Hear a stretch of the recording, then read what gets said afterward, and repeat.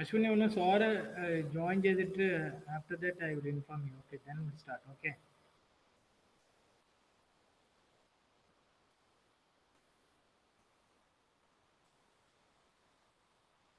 Ashwini, once Karnagaran joined, after that will start. Okay, I will inform. Okay, sir. Okay.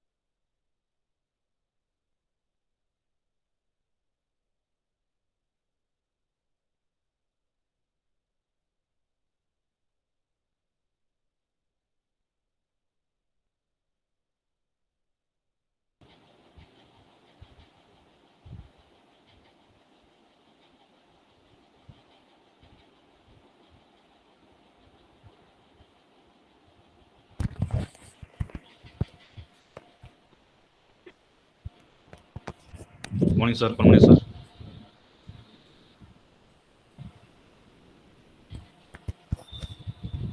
Yes, Ashwini, you can start. Okay, sir. So, good afternoon, everyone. Welcome to the last day of our workshop on efficient design and manufacturing of printed circuit boards using IPC standards. I would like to call Mr. Karnakaran, sir, to continue with the session. Thank you, ma'am.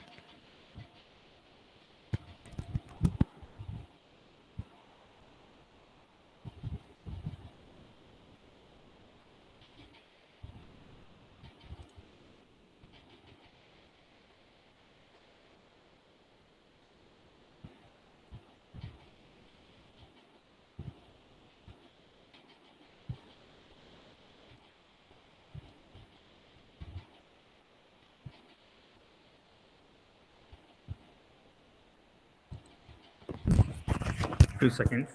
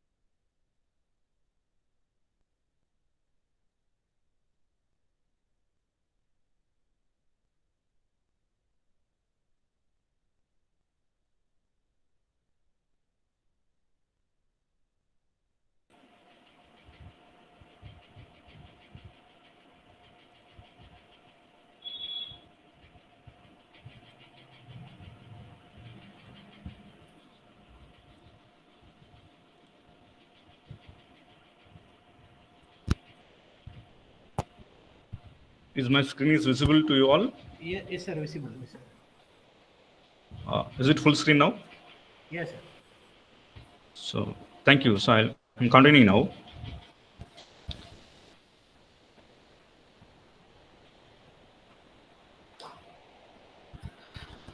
Warm welcome to the third session on this workshop. So today we review basic IPC standard which we have seen yesterday, and then we'll go to our main topic IPC 2221. So last class and two classes we have been introduced uh, the basic terminologies involved in PCB and the introduction to IPC committee and regulations and the IPC standards. And we also gone through the basics of the IPC3, what are the standards available from the start to the end product. And just we will briefly go back to the IPC standard 3, and we'll start with the data transfer IPC scratch 2581, which gives you a standardized regulations for the PCB data which has to be transferred to the subline of manufacturing domain sites. Okay, and now this particular class deals with the second one, IPC 2221, where you have regulations for generic terminologies and regulations for the PCB design. Okay, and fortunately, this particular design is very much mandatory at the design stage itself. So that is why we are concentrating at this particular standard, and this gives a base for all other standards which are followed. It's interlinked. And then yesterday's class 2 IPC 2615 is directly linked with this particular IPC standard and is embedded into that. And the acceptability, again, if we observe the tree, and you can see the last one, when you reach advanced packaging, again it is deals, again we have to trust this particular IPC standard, and we have to cross check if anything is gone wrong. So this is how the code works, and I'm very happy at least you have got some brief idea about the IPC standard which has been used in the PCB design industries especially. And I hope after this class work you will go and touch the basic standards, and those standards you will implement in your classroom fabrication work. So I already given IPC 2615 in your mail, so please go through it and update your knowledge. So with this, I will go back to your basic class 1. We also dealt with what is class product general. Class 1 deals with general electronic class products, okay, which is based on the functionality, the components which use mostly every day, which comes under general electronic components, and the components which require high reliability and uninterrupted service comes under class 2, but it's not much critical one, and the critical one comes under class 3. So this again we are going to check these things in IPC 2221 also. These are life support systems. So just remember this class 1, class 2, class 3. So today we are going to introduce another standard, IPC 2221A. Is nothing but a generic standard for a printed circuit board design. And this is a simple hierarchy on the standard. And the basically starts with this 0 series consists of several subdivisions. And you can see the generic version goes to a rigid printed circuit board and regulations, and you have flexible printed circuit board regulations in IPC 2223, and you can find the PC memory card, International Association IPC code for 2224, Sir, and sorry for the interrupt. yes, sir. Sir, one more announcement, sir, please. Actually, the yesterday feedback form you are not filling. So, in chat box, yesterday feedback link is available. So, actually, Okay. it will be available up to 2:30 p.m. Okay. So, please sort of fill that. So, the today feedback link You will be shared at the end of the session. Okay. So, the shall today I continue? yes, just I will inform to the participants. So yesterday link only will be active up to 2:30. Today feedback link will be shared at the end of the session. Okay. So participants, please note. Okay, sir. Okay, sir. Thank you. So I'll repeat. This generic design standards includes rigid PCB and flexible PCB and personal computer memory controlled international association standards and multiple chip module standards and high density, and you have discrete wire. So these are things interlinked with this generic standard. Okay, and see this will go to actual terminologies. As I mentioned here, you can find the PC MCI is nothing but printer, personal computer card format, and this is nothing. MCM is nothing but multiple chip module, and HDI is high density interconnect structure. So these hope these things already been covered in your regular classroom. But the thing is, these standards you have to note 2224 and 2225. So we must start with the basic rigid organic printed board circuit design standards and what they have mentioned. So the basic scope of the standard is to have a generic requirement of the design of printed circuit boards, and to understand how the layout has been arranged and the component which we are going to mount, uh, which regulation has to be followed, what is the dimension has to be followed, and how the interconnecting structures has to be placed. So these things are very clearly given in these particular regulations.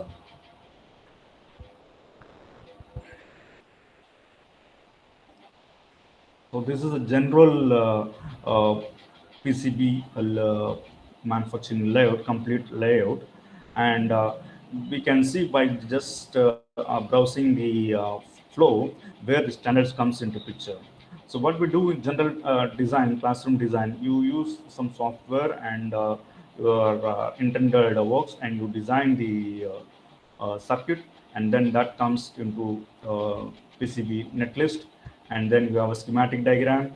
Okay, once the schematic diagram is over, then you just go to packaging design, where you have copper laminate printed board design side. So here we introduce this standard. The standard comes exactly here. Okay, so in subsequent slides you will understand what best the standard provides you to enhance your printer circuit board design to have a robust product, end product, and also it also enhances the manufacturing capability down the line. Okay, and seamless connectivity also provided because of the standards which has been given internationally, and it gives a high level interchangeability with the products. And you find this is a standard which we introduce the packaging design. Once the design has been introduced in the design stage itself, and you modify the whatever schematic diagram you have gone through, and so, and you enhance the design, and then according to IPC standards you transfer this to the drawing fabrication drawings, and you also go for the sequence of test procedure. This is called test specifications for each and every PCB, and then you parallelly have to prepare a printed circuit assembly drawing, and then printed circuit assembly drawing is also coupled with some standards which comes with this methodology. Okay, Now, once the design has been implemented, test sequence implemented, and then it goes for complete manufacturing section. So here again, you have, since you have already embedded the manufacturing concerns into the required PCB board, whatever concerns they have, because all the design cannot be incorporated during manufacturing. There exists some sort of standard constraints during the manufacturing. For example, the wire cannot be created, or the land values, or the pads, all those things, distance between the land and pad. So these things has to be controlled here itself. So by keeping the manufacturing constraints, we are going to design. So that is the takeaway. Okay. So this, since we have already taken care of this particular manufacturing process requirement, and there is no obstruction in the flow.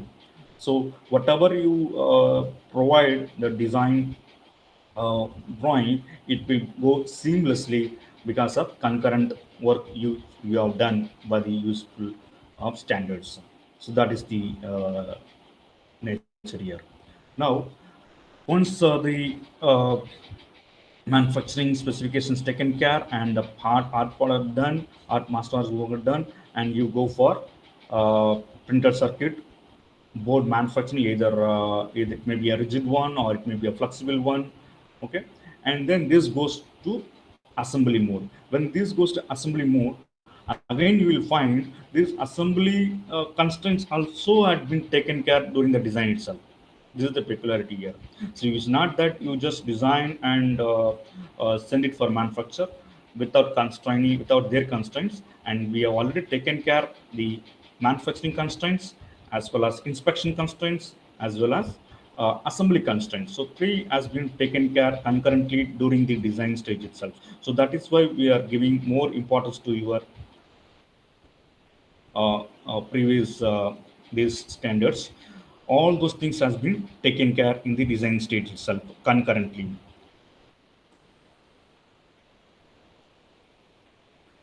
So this is a generalized flow of a PC printed circuit board design. One should keep a note.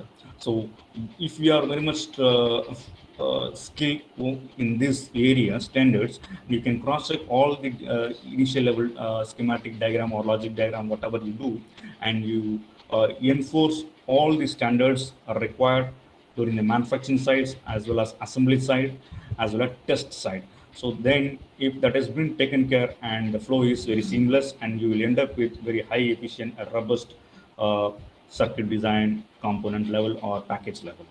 That's the objective which we want to make it very clear at the beginning itself.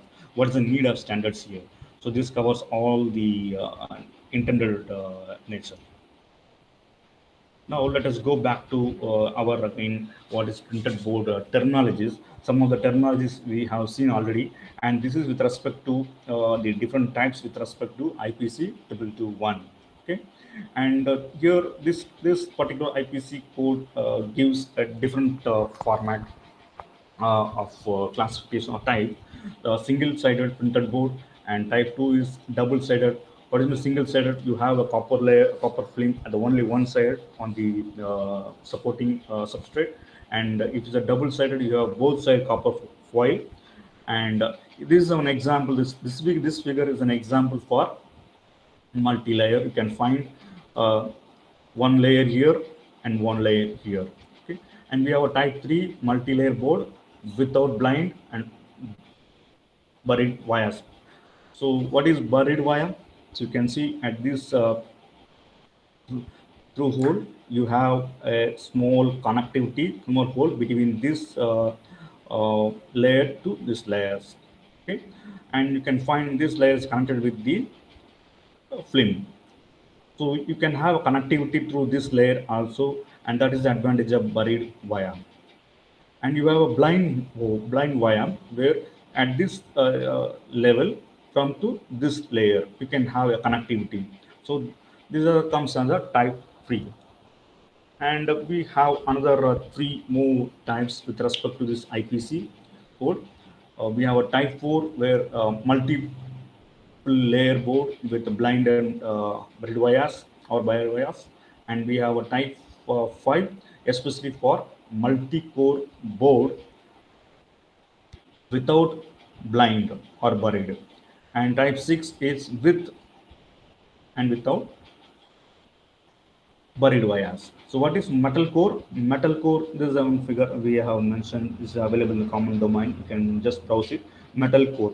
You can have a metal, maybe aluminum or Indian metal you can have.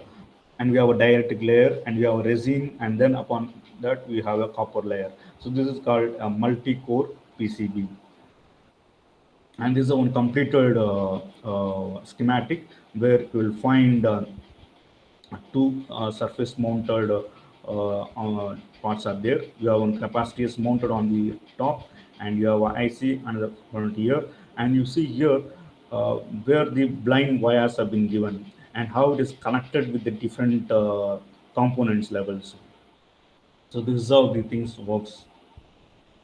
And as far as this particular IPC is concerned, this IPC is also, as we've seen, controls the assembly as well as test. Suppose if you completed a circuit, what types of test has to be carried out, both electrical side, mechanical side, and strength wise also. Okay? So we'll go for initially two different important tests is required for the printed board assembly. So there are two different types. One is functional test, another one is in-circuit test. So this is very much important for the design stage itself. So with this data, we are going to proceed further. So functional testing is used for electrical design functionality in the board itself. Okay? And the functional test board here, functionality, the tester assesses the board under through the connector and test points. All these points has been individually tested. Okay, and the function board is function tested by applying predetermined stimuli. Maybe it may be magnetic stimuli or it may be electrical stimuli. So both the stimuli we can use and find out the connectivity of the entire circuit. And we have to ensure that the output comes very uniform signal without having any sort of ripples. So that is the peculiarity of this particular two test, functional test and in-circuit testing. In-circuit testing, especially to find out the manufacturing defects in the printed circuit board, this we are going to see at the end. You will find how best we can utilize these two testings mandatory for the printed circuit board. And this particular IPC gives very clear-cut understanding of different materials to be used. What type of materials are required to fabricate a PCB? So basically, we require a substrate. It may be organic, maybe glass fiber, or it may be a rugged form, and it may be aluminum substrate. So all those things, material requirement is been stipulated in this particular IPC. When constructing a composite material, composite form by using different materials, we must ensure that the maximum end-use temperature is limited. Okay? And if you go towards more number of, higher-end composite materials, then obviously the cost of the PCB also will go high. Now, some of the factors which has to be considered during the material selection itself. So we have seen three layers. One layer is substrate you have, and you have a resin, and you have a pre-plug. Pre-plug is nothing but a dielectric material which you use. So the dielectric material we have to choose such a way that it should not have any sort of inheritability with the subsequent layers. So these three material has to be selected appropriately within the given economical framing. Some of the factors which listed here, the resin which we have, and flame resistance, and thermal stability of the component, and structural strength, whether the given board is having a sufficient bow strength, compressive strength, and tensile strength, and also withstands the temperature, and how it withstands the electrical properties, and the maximum continuous operating temperature, and it should be sufficiently rigid one to undertake the operating temperature without undergoing any sort of physical damage of the board and to the components as well. And what is the glass transit temperature? The temperature between ductile to brittle nature. So sometimes what happens when you heat the material, it will go from ductile material to suddenly it will go to brittle stage. So that temperature transition between brittle to ductile is known as glass transition temperature. So we have to consider this exact TG of all the material which we are going to use for PCB. That's very important. Otherwise, what happens when the temperature, when we are going for maximum operating temperature, if the glass temperature is not sufficient, then you will have a failure. And of course, non-standard standards, tolerances, and it should be the board should be machinable one. Uh, if during drilling, if again any brittleness proceeds, and the crack will propagate and the entire board will go down. So that has to be taken care during the material selection itself. And the material should have a sufficient CTE, thermal expansion coefficient, and should have a dimensional stability at over the time. Sometimes what happens when you design everything, because of the thermal distortion, the board may bend, so that should not be happen. And then there are also sometimes the peeling also will take place, so that has to be taken care during the material selection itself. And the overall thickness has to be maintained. So these are some of the factors which we need to consider during the design stage itself.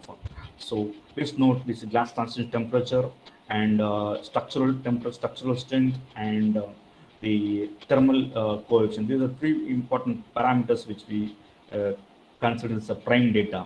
And this structural strength we test for assembly and testing, and electrical properties which we already gone through that testing side.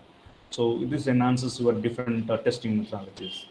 So I'm not going to in depth of how the electrical properties have been tested, how thermal testing has been done. This is available. This generally we used to study in the classroom itself. So just I'm giving a bird's eye view of different factors need to be considered while designing the board or selecting the material for the board with respect to IPC 2221. Then we have a bonding material, and what type of bonding material you choose is also very, very important. So the bonding material used for what? For bond the layers of copper foil or bare laminate. And we have two different epoxies. Generally we use epoxies and acrylics, and we use also polymer gels.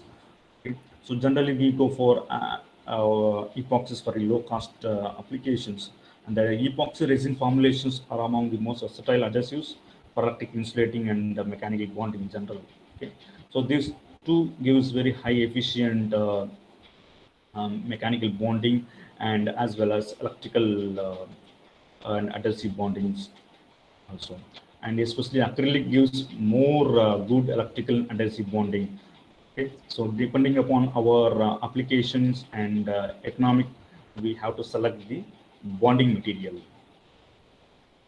And some of the common dielectric materials we have listed here. This is as per the standard, and you can find there are a few materials have been listed out, and you can take this table before you go for material consideration, and check the values whatever optimal for our own design and intent or need. So accordingly we can go for the selection.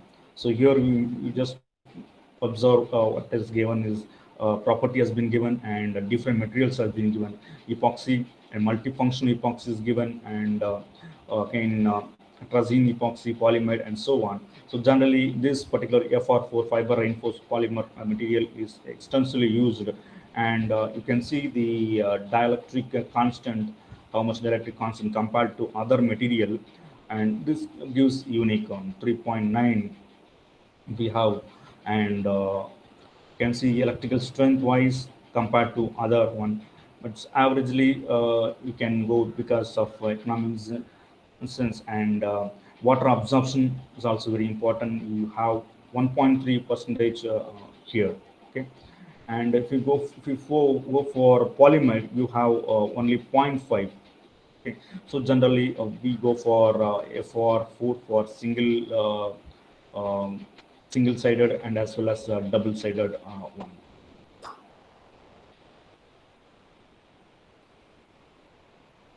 And as far as environmental properties concerned, the different environmental properties considered, as we mentioned, thermal expansion and glass transition and flexural bending modulus and tensile strength. This two especially for testing and then conducting the rigidity of the board. And if you observe the FR4 compared to others, you will find the more economical and very super material. You will find what is the general glass transition temperature 110 to 140 degrees Celsius. But if you're expecting your board is operating under very high temperature, then it's better to select some other material. For example, e-glass or glass fiber reinforced polymers. We can use it. So nowadays, lot of composite materials have been come. So that composite material you can go. For example, if you have more than 340, so accordingly you cannot use FR4 for this particular segment. So you have to go for other materials like composite materials, which have natural fiber or sometimes synthetic fibers embedded into the base material. You take some aluminum base metal, and that aluminum has been embedded with glass fibers or wools and so on. So different composite materials are available according to your glass transition temperature. So here I have given FR4, especially within the range of 140 degrees Celsius. And tensile strength, if you observe comparatively other material, which is FR4 less cast, and tensile strength is around 4.1 10 raise 8 Pascal. Okay. And similarly, fluxural model is also been given. So by considering this particular data, we have to select the appropriate dielectric material in this case. Okay. So next, when we go for simple board design, and apart from the board, there exists very important issues to be addressed, especially for connectors. If you observe the NEPC board, you will find some sort of shining landmarks will be there. It's nothing but the gold plates. Okay, so this gold, what is the necessity of gold plating? Which we are this is the markings which you might have seen. This is nothing but edge connectors. We also used to call gold fingers. So the gold fingers are edge connectors. So what is the use of that? This is used for exactly the connectors with the components or substrates. Okay, and this means generally we can see in most of the electronic components. So now, what is the standards required for this gold plating? So that is what I'm talking about. And if you apply the gold plate very correctly, and you will find the number of cycles gets increased. What is the number of cycles? The lifetime is getting increased. Otherwise, what will happen? This will get peel off, or this will damage the entire circuit. Okay? So that is the intention behind. So generally we have two different types: electrolytic and electrolux method of gold plating. And you sometimes we also use nickel iron along with the gold to have the rigid applications. So this is the very important part to be noted as per this particular code, the gold plated terminals, edge connector terminals.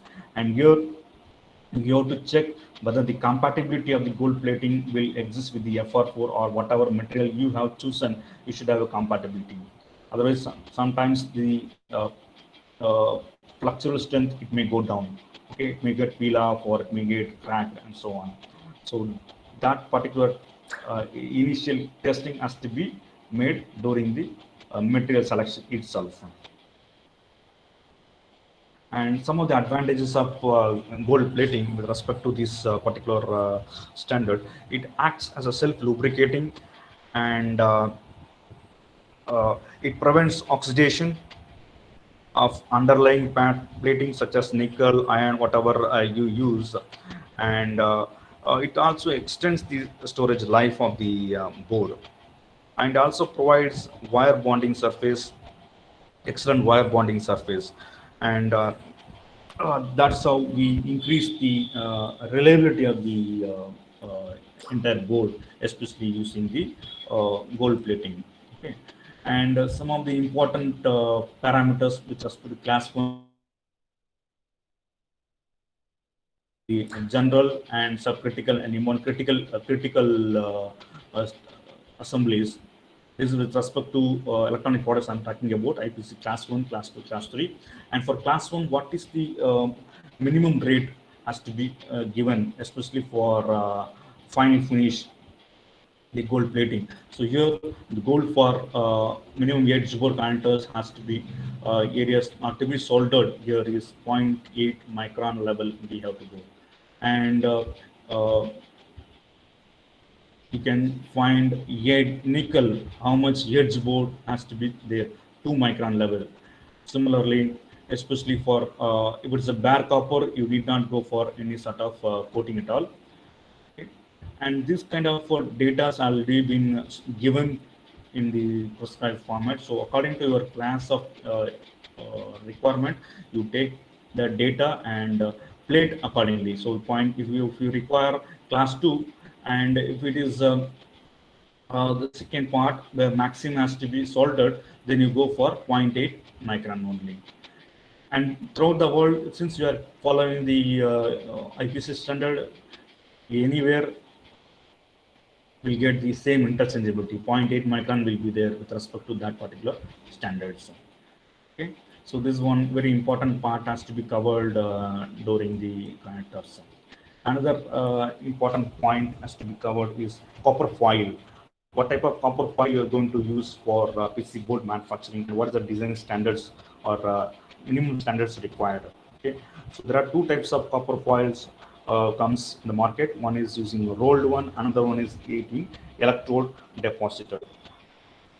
So the electrode deposited is nothing but you have a bath in which you have cylinders, and the cylinders immersed and continuously rotated, and then you will find appropriate cooling will take place, and then the third stage you will get a small foil of copper foil. Okay, so here we have different classes in this.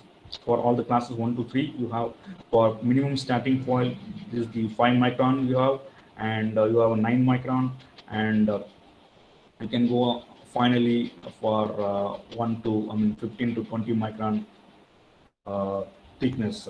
Okay, copper foil requirement. This is also conformed to IPC 1. You have to cross check this particular IPC board 150.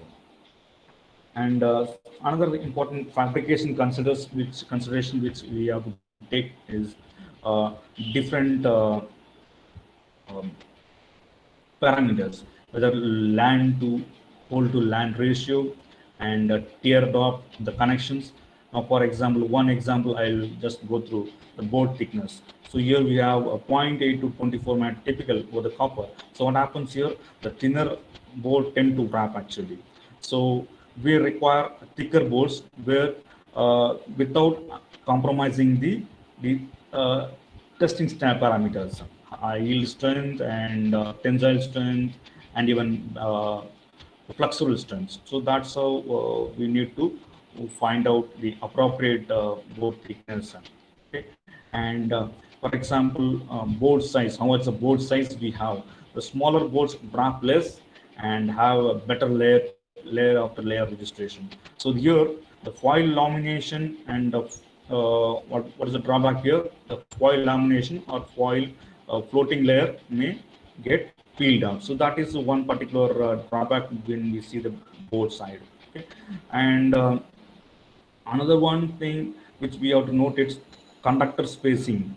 When you have copper conductor, the HN fluid does not circulate efficiently during narrow spaces. So that has to be taken care when you go for less than these parameters.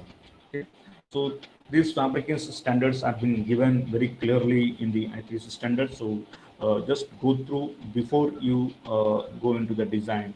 Okay. So this is one simple information which we want to note, very important part to be noted during the design thing. And how to calculate the minimum hole size as far as IPC standard is concerned. So you have a electronic compound here, and you have a PCB board. And what is this? This is nothing but a wire, the port, right?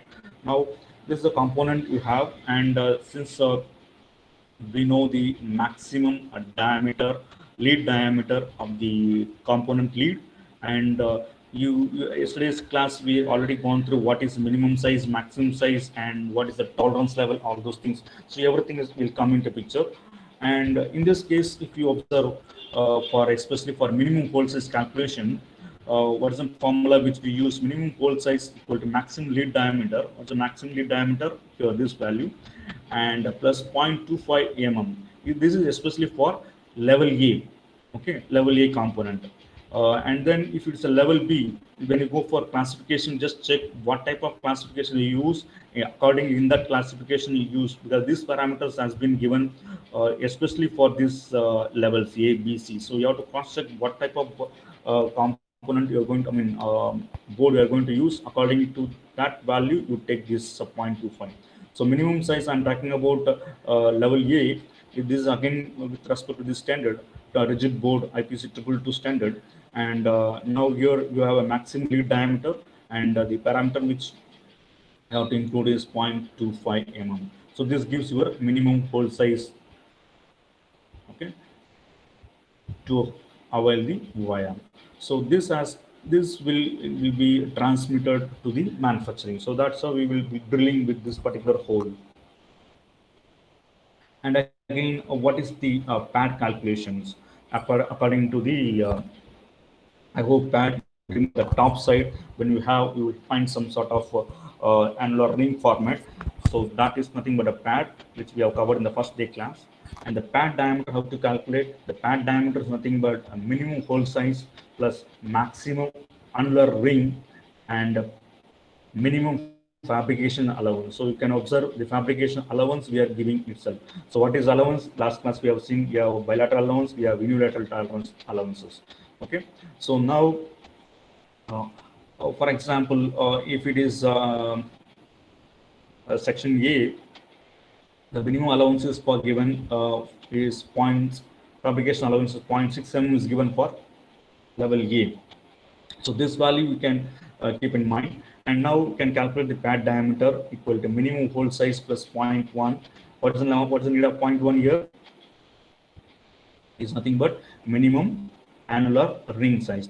Okay, you can get it from the chart, and now this has been already standardly given. Allowance has been given, especially for minimum fabrication allowance 0.6 for level A. Similarly, 0.5 and 0.4 for B and C respectively. Okay. Now, so one example we have mentioned here. So maximum lead diameter is given here, 0.5. Okay. So accordingly, we have to calculate the pad diameter. Okay. Then we'll go for next important part. What is the different thermal management has to be considered during the design. So thermal management is highly essential to have efficient package. Okay. Otherwise, what happens? Due to thermal damage, the entire board may get useless. Okay. So to ensure this thermal damage, we are going to have a very fundamental concepts again. So we know the three modes of heat transfer modes. What are the transfer modes we have? We have a conduction, convection, radiation. Okay. So these three modes of conduction, convection, radiation is being taken care step by step. Suppose a conduction, how to avoid the rate of heat transfer, how to increase the rate of heat transfer, and if it's a convection, whether you need external fan or heat sink and so on. And if it is radiation, what type of mechanism you require, such a way that the blackboard radiation can be avoided there. So these three fundamental heat transfer modes is utilized for the thermal management system, and so this enhances your cooling rate. So these modes, what happens to maximize the natural interaction, okay, thermal management. So so again, you can you have to brush up your first year basic mechanical fundamentals. What is the conduction? How to conduct? How to get the heat conduction for the single board, multi-board, and rate of heat convection, okay, and how to find out the radiation heat transfer mode. Okay. So the design of heat dissipation of a component shall ensure that the maximum allowable temperature of the board material and the component is not exceeding under the operating condition. That's very important. So always we should keep a target, so maximum allowable temperature. We should not increase beyond that. So general criteria which we know. Okay. And now here, how to accomplish this particular thing, whether we have to increase the gap between the components, or whether we have to provide any special clamps or any mounting plate, or I want to attach any sort of thermally conductive materials in the conjunction. So what is the mechanism? Again, this entire thing goes back to your simple knowledge of conduction, convection, radiation. And if you have a fundamental review on this particular three modes, we can easily reduce the heat dissipation. I mean, increase the heat dissipation, and we can reduce the thermal damage to the component. These some of the important part we have seen here. So this is a very important area where we are increasing the heat transfer study, so that the heat dissipation rate is increased and the component is survived with even in the highest operating temperature. You can see in this first part, a thermal sink is being provided in the bottom. This is a substrate PCB board, and you have a simple sink which takes care of the heat. Again, you have provided one more component here, which increases the heat transfer rate, so that it can be dissipated away. Okay, and this is another example where we have made a fins type arrangement, so that the convective heat transfer rate is increased. So depending upon the area available and depending upon the heat generated by the component, that has to be taken, the Q value has to be taken, and then that has to be incorporated in the convective heat transfer equation, and you arrive in such a compact heat sink or spacer, so that it enhances the components functionality without going for thermal damage. So that is the real objective of this particular examples. And another one we have provided a copper foil heat sink here. Okay, we do have a supporting structure, but again, it is nothing but heat dissipation pad which we have mentioned. Okay, and then we have a copper foil here to enhance the further. And we need not apply all the time here copper, because again, if you have any conducting material here, it will have an impact. So wherever it is required, and we just go for copper foil heat sink. Generally, we used to have, if there is a enormous space without any sort of conducting material here. And this is another practical example where you can see the copper loops have been provided. Copper loops have been provided for better heat dissipation. But again, when you go for copper loops, you will find more space has been occupied. Okay, so what is the remedy? So that is the challenge nowadays. So we go for cooling pipes, and even you can see in laptops we have cooling channels, heat pipes we have. Okay. So these are all very much important for the design stage itself, uh, to enhance the rate of dissipation to save the components.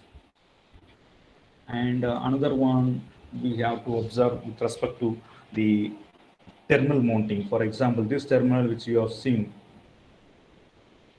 this terminals, how to mount this terminal, how much length is required, and what's the bending rate we have to follow as far as this IP standard is concerned.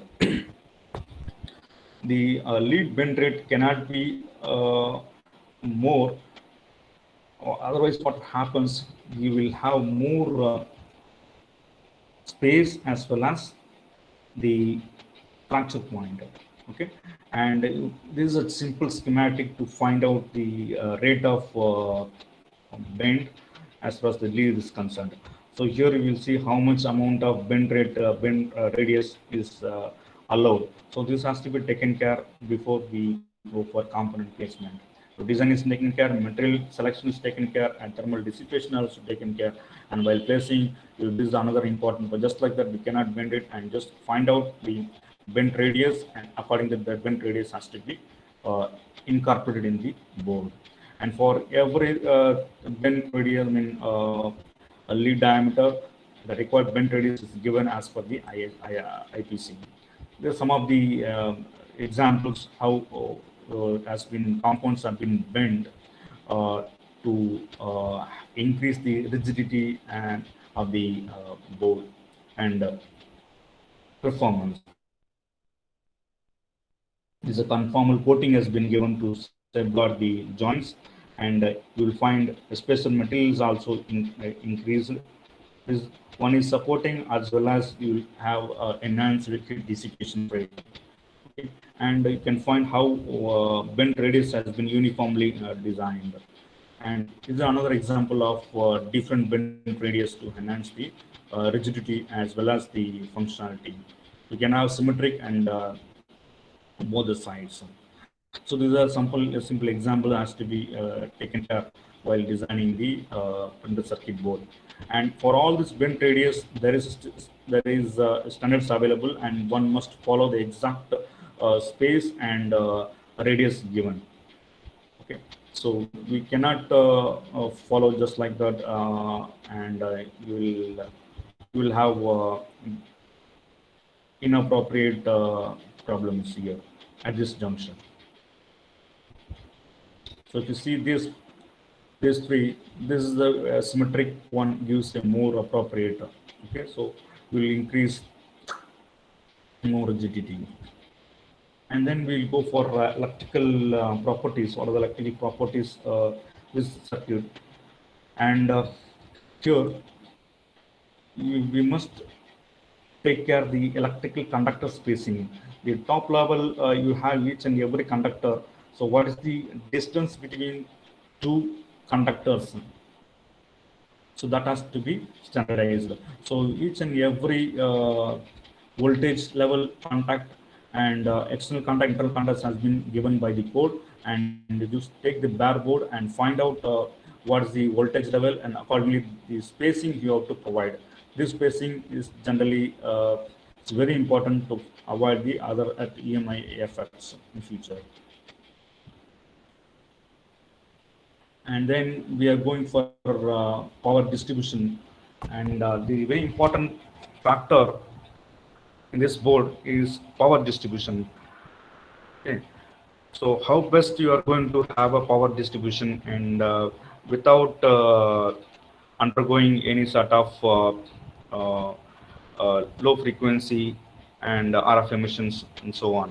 Okay, and one need to maintain a lower radio frequency impedance throughout the power distribution in case in this board. Okay, and if you lose in this, you will result with RF emissions unnecessarily.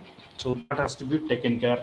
So efficient data have been given, and I'm not going to explain the what you call charts. Just you should maintain that predominant effect has to be in this domain, power distribution. Otherwise, you will end up with RF emissions.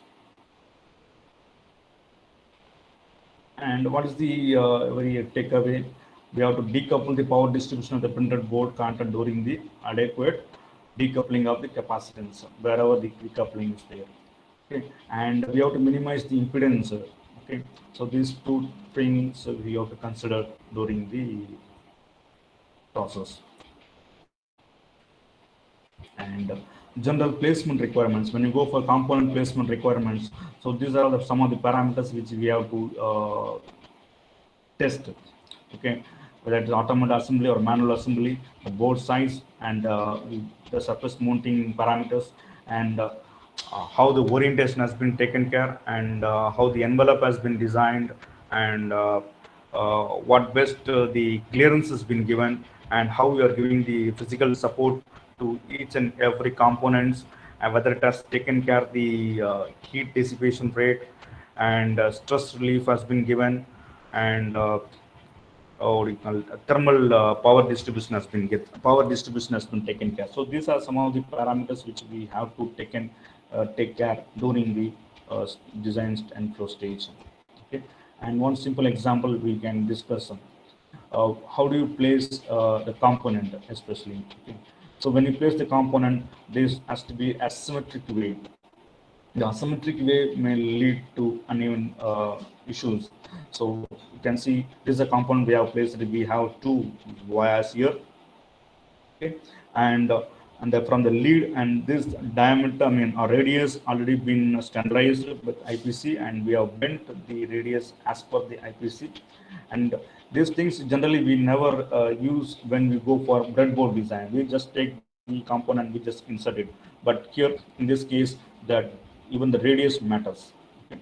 So this distance x and y should be approximately equal. Should be equal. Okay. So this is how we go before soldering of the components. And also we have a conformal coating, we can have a solder mask on the component. We used to find many of the electronic components, you see some sort of coating material has been poured on the conductive side. Okay, this is for nothing but conformal coating. Okay.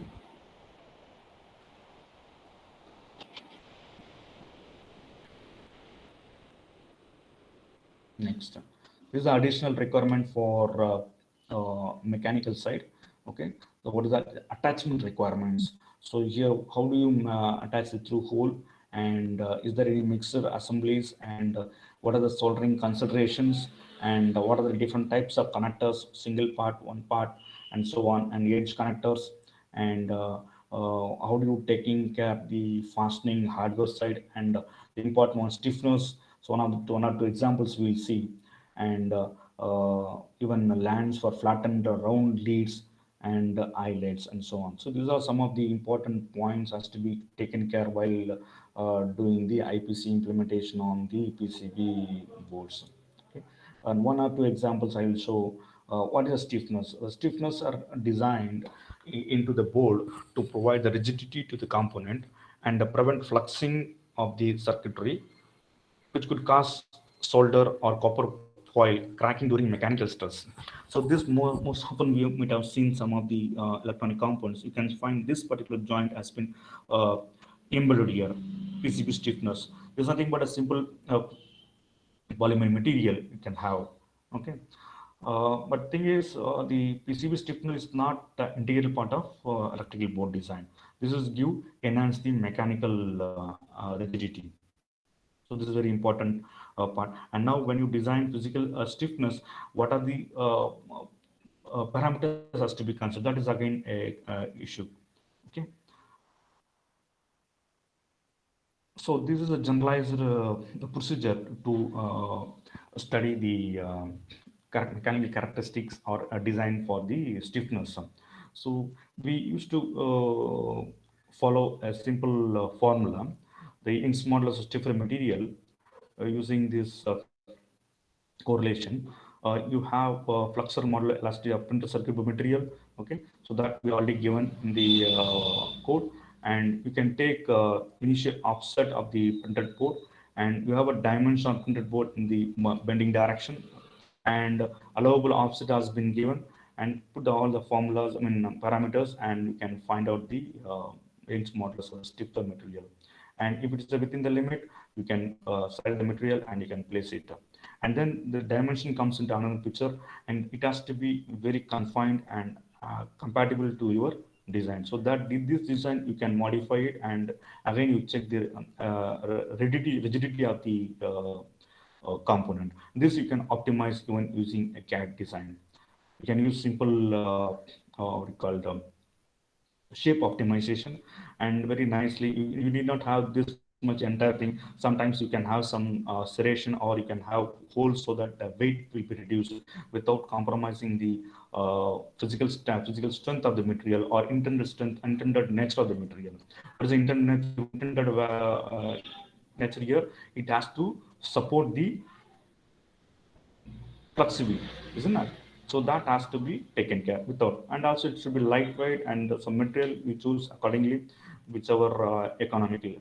So this is one simple example. I'm just stressing you where we are designing a lot of big circuits, but even a small mistake may end up failure in the PCB. So that is why we just covering this code one by one. I mean, okay, and you can see these are the formula which we use for study the stiffness values. Okay, and provision also given for additional stiffness number. You can also add here on more stiffness here. You can have small linkage also is being provided. So that particular diagram I am not given. You can check it with the domains. Okay. And next comes with our old design. And in fact, I have not given if you observe the land, you can see only pads are being given. The land and the conductor length I have not covered. So how much spacing is required and length of the conductor, everything you have to choose from the IPC standard. And remember one thing, it's not that always standard will give you everything. Our lateral thinking also plays a vital role here. Sometimes you can override the standards without compromising the intended users parameters. So that is very important point. And like while you design the heat and convection heat transfer or conduction heat transfer, there you can apply our own intelligence, and we can confine the design values regulations without compromising the functionality of the board. So that is also exists. It's not that always you stick to standards. Sometimes customization has to be required. So that's how the companies differs and company cooperates comes into picture. So next, this historically the PCBs have used bilateral tolerance generally plus or minus. Yesterday we have seen 30 at 30.0 plus 0.05 and minus 0.05. So both side tolerance acceptable. So generally we use bilateral tolerance. So that has been incorporated in the IPC 265, which we have seen yesterday. So this IPC 2615 is inherently embedded into this IPC 2221 or 2220 series. So there is no need to specify again and again IPC 2615. Even if you see the flow tree, you will not be able to find the 2615 because it has been embedded directly with the 220 series. To review this again, part. This is nothing but a positional tolerance over bilateral tolerance. Okay. So yesterday we have seen what is the symbol and how to mention it. Allowance we have mentioned is nothing but function rule, right? Position we have mentioned it. Positional tolerance. Okay. And so one of the example of location of a pattern of plated through PTH. We used to call PTH plated through holes. Okay. So how this is how we give the design. The simple PCB board we have given, and now some of the holes we have given, and you can find the representation, how to represent. What is this first part? The first part is nothing but perpendicularity. So that's the meaning. Just by seeing the, what is this entire thing called? Feature control frame. So feature control frame contains, the first part contains your symbol or which gives you the functionality. It's a perpendicular tool, and then the dimension. Okay, the diameter value is given, and then reference modifier is being given, and then three references generally we have A, B, C, and in this case only one reference is being given. Which is the reference here? This is the reference. Very simple views, top view and side views been given to you. Okay, so this again you can see this IPC221 diagram we have taken, so you can refer this in later stages. So this is a generalized representation of threaded through holes. Okay.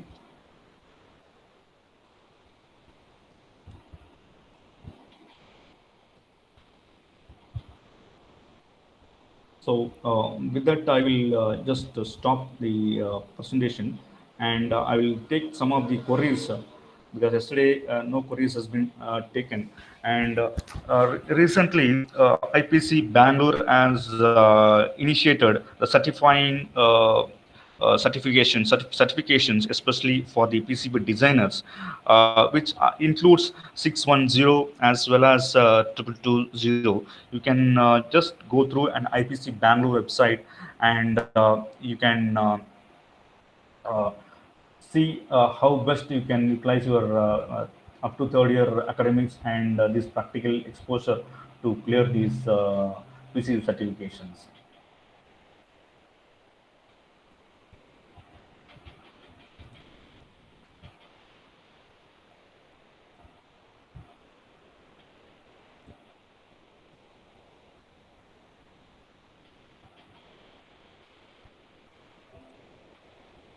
Amay, sir?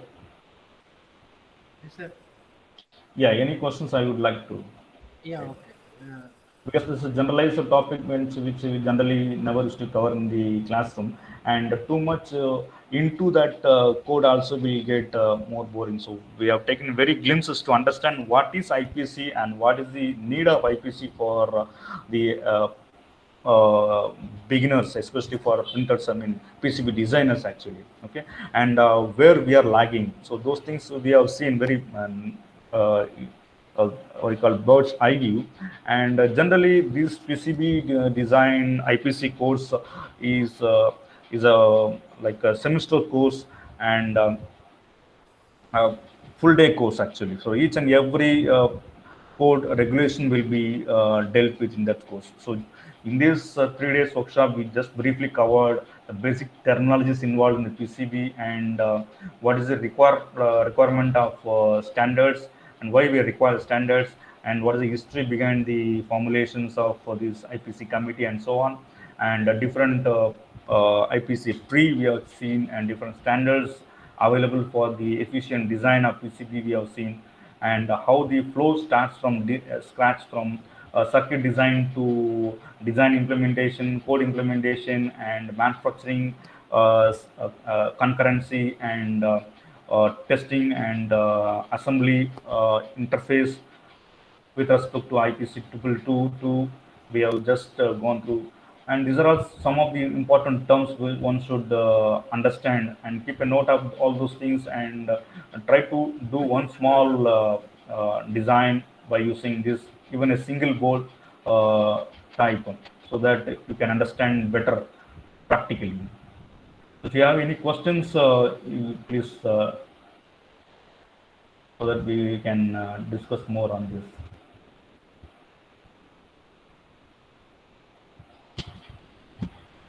Students, if you have any questions, please. Yeah, one question I have seen. What is the company? One second, it's not. 1 second, I will just check. Yeah, this is with respect to Mr. Alan Halapat. What is the company name which make multi-layer PC board? Yeah, so Alan is there.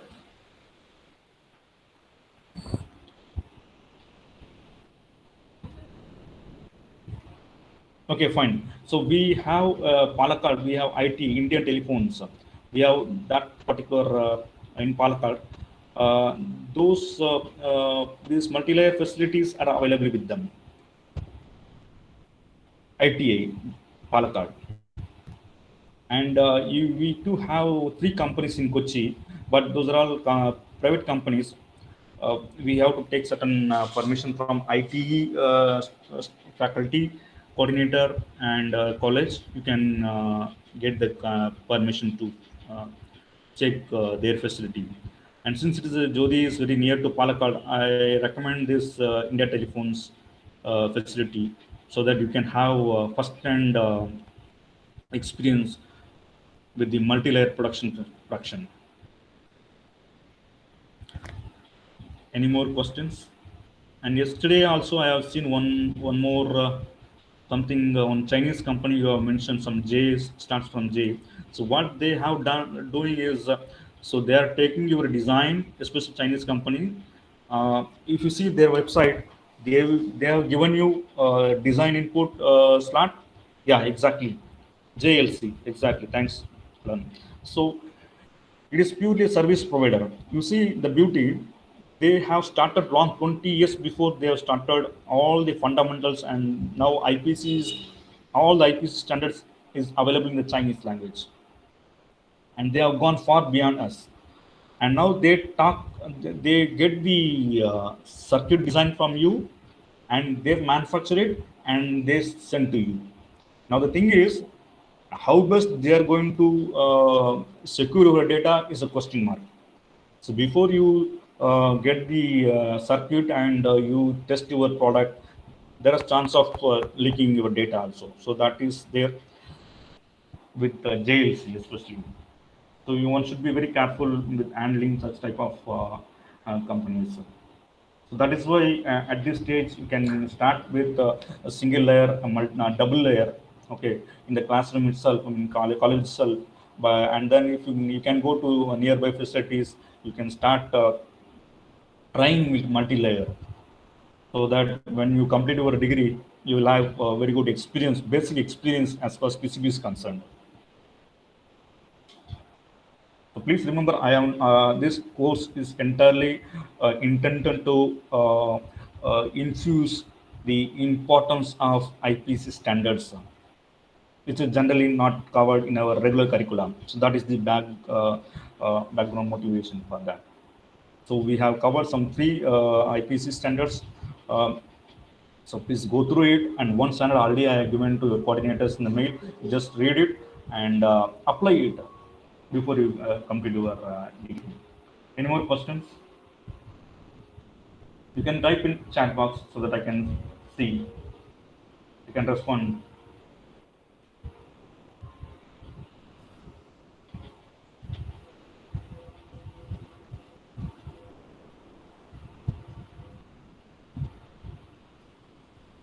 One more announcement to the participants. Third day feedback form is available in the chat box. That link will be active up to only 3:25. Please fill that.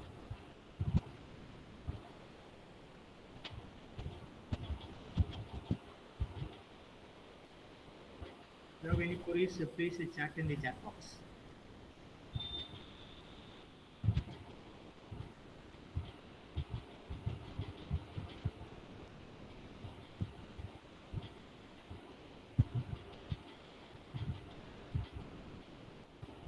Yeah, one more question. Ms. So Siva Surya P. How India can make IPC at low cost? India can make IPC at low cost. Do you mean the standards? Fine. Uh, as of now, the IPC standards available for nominal cost. It's nominal cost for academic cost also available. But the thing is, if if there exists a mechanism or there is a group which translates to Indian languages, I think the cost can get drastically reduced. And some of the IPC courses are available in Amazon itself. And Shiv Surya, you can browse IPC Bangalore website and to talk to them. And for students, they have separate division. They will get more insights into the IPC standard. And especially, they are very happy if students ask some sort of things with respect to IPC standards and implementation.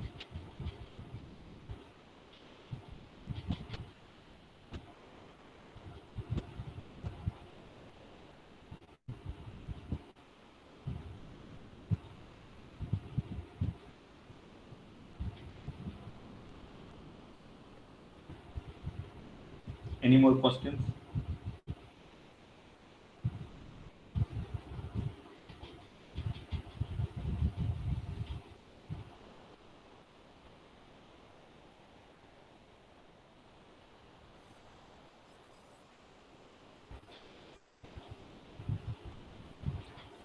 And this question is also very eye opener, how India can make IPs at low cost. Okay, so many of the standards we follow with respect to the foreign standard, and if you want to develop further on, you want to derive, it takes a lot of things. But instead of that, whatever standards available, and if you make it to Indian languages, that is the most appropriate way to reduce the cost. Okay. And also for students, if you ask them, I think some discount is made, and they're very happy to deal with that. In fact, sometimes they may give you free of cost also if you are willing to do some sort of justification for that.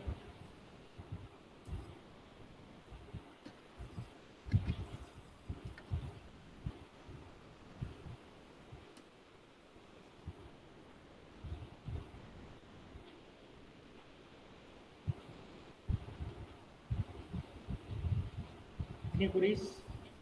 So if there is no query, you want any more? Okay. Kavya is there? Yes, one more query has come. While making a single layer PCB board, the photocopy is not perfectly transferring the copper board. Is it necessary? See, actually, this is nothing but a simple toner transfer method which generally we use. So if we go into the regular part, yeah, this yes exactly that using iron bar. This we use only for to basic understanding.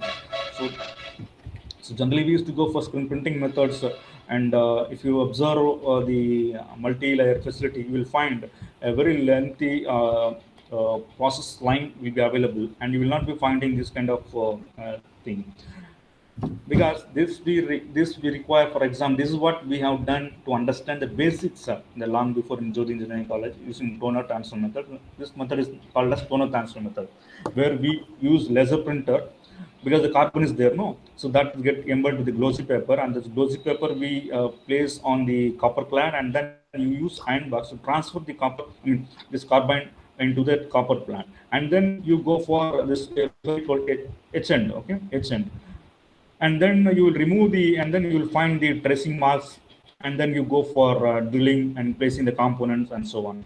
This is very simple basics to understand the printed circuit board.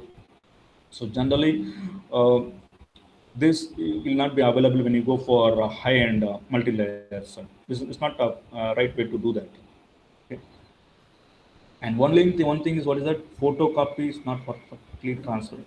Yes, that issue is there. But as far as single layer is concerned, we can use this especially during our regular lab usage. And you have, for your clear understanding, nowadays 3D printers are available for PCB board design. You just give the clad, and it will print and it will give you. So that is available in market. And even double layer also available. 3D printer, which you might have observed, no? Nowadays, on most of the toys, we can print using 3D printers.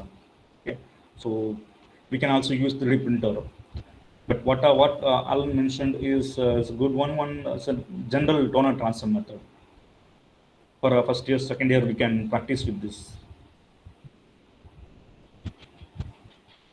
Okay, we are going to wind up the session. I invite Kavya. Kavya is there? Yes, sir. Okay, we can proceed. Okay. Good evening, all. So we have reached the end of this beautiful webinar. Today, I take this honorable opportunity to thank everyone for arranging such an informative webinar. Thank you, Karunakaran sir, for providing your valuable knowledge to one and all.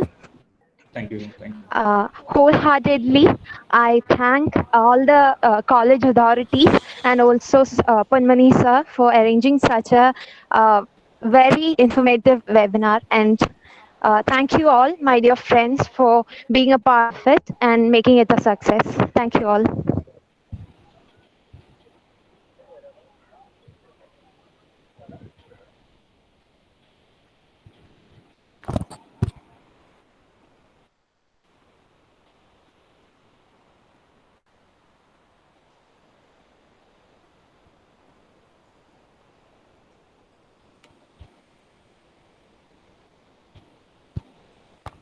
Okay, thank you all the participants. Okay, thank you.